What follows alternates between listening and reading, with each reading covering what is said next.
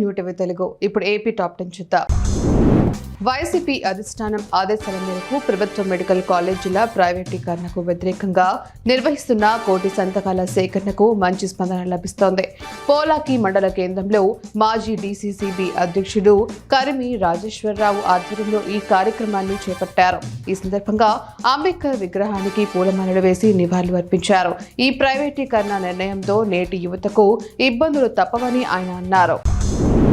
గంపలగూడెం మండలం పెనుగొండలో షిరిడి సాయిబాబా సేవా కమిటీ ఆధ్వర్యంలో వృద్ధ కళాకారుడు ఆవుల వీరయ్యను ఘనంగా సన్మానించారు. పేదరికం కారణంగా గ్రామాలు పర్యటిస్తూ సన్నాయి మేళం వాయిస్తూ భిక్షాటన చేస్తున్నట్లు వీరయ్య తెలిపారు.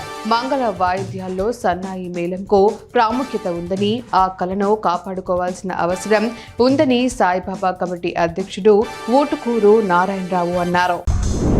పుంగనూరు పట్టణంలోని శ్రీ అన్నపూర్ణాదేవి కాశీ విశ్వేశ్వర స్వామి దేవాలయంలో కార్తీక మాసంలోని అమావాస్య నాడు నిర్వహించే పార్థివ లింగ పూజకు సర్వం సిద్ధమైనట్లు నిర్వాహకులు తెలిపారు. ఈ పూజా కార్యక్రమాల్లో పాల్గొనే వారికి పార్థివ లింగాన్ని ఉచితంగా అందిస్తామని, పూజల అనంతరం స్వామివారి పుష్కరిణి ఆవరణంలో దీపోత్సవ కార్యక్రమం ఉంటుందని వారు వెల్లడించారు. మైలవరం తిరువూరు రోడ్డులోని శ్రీ రేణుకాదేవి పాండురంగ స్వామి ఆలయాలలో దొంగలు చోరీకి పాల్పడ్డారు. ఆలయ కమిటీ సభ్యుల వివరాల ప్రకారం 2 ఆలయాల తాళాలు పగలగొట్టి లక్షల విలువైన బంగారు ఆభరణాలను దొంగలు అపహరించారు. సంఘటనా స్థలానికి చేరుకున్న పోలీసులు పరిశీలించి కేసు నమోదు చేసుకున్నారు. జిల్లా collector doctor V Vinod Kumar Annadata Sukhibhava పథకం 2వ విడతపై మండల అధికారులతో సమీక్షించారు.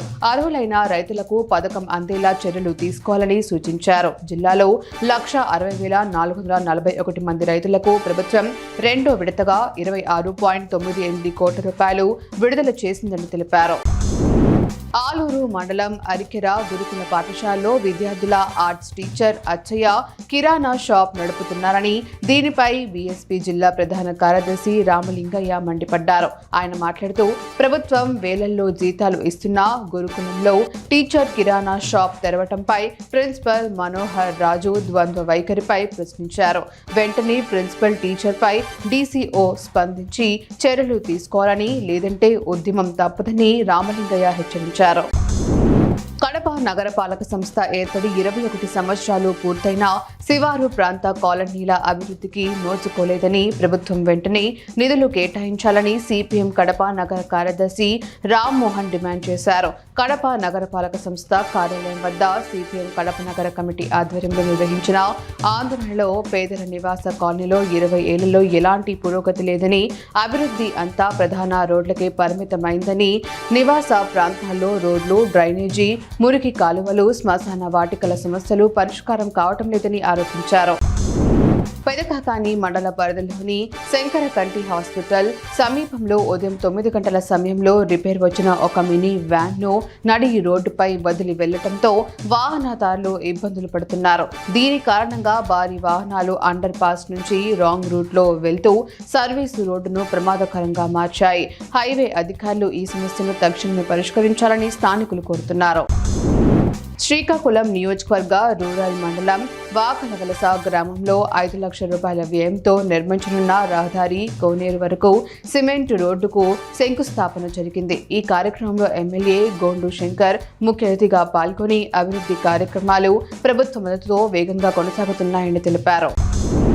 58వ జాతీయ గ్రంథాలయ వారోత్సవాల్లో భాగంగా నియోజకవర్గ ప్రాంతంలోని కోటా శాఖ ఆధ్వర్యంలో యువతపై మాదక ద్రవ్యాల ప్రభావం అనే అంశంపై క్విజ్ మరియు వ్యాస రచన పోటీలు నిర్వహించారు.